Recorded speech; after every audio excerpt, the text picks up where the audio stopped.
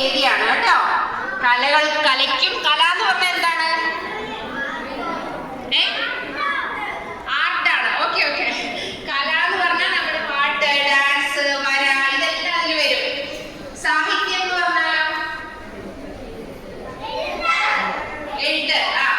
കഥയാവാം, കവിതയാവാം, ആസ്വാദനമാവാം, വിമർശനമാവാം, യാത്രാവിവരണമാവാം. ഇതെല്ലാം എന്തിനാ വരാ?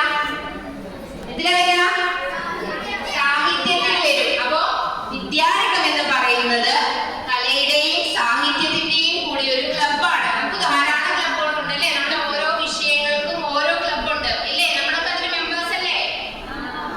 ആ ക്ലബ്ബുകളിൽ നിന്നൊക്കെ വ്യത്യസ്തമായിട്ട് നമുക്ക് എന്തൊക്കെ കഴിവുകളുണ്ടോ, ചെറിയ ചെറിയ കഴിവുകളുണ്ടോ, അത് ഓരോ വികസിപ്പിച്ചെടുക്കാനുള്ള ഒരു ക്ലബ്ബാണ് വിദ്യാരംഗം.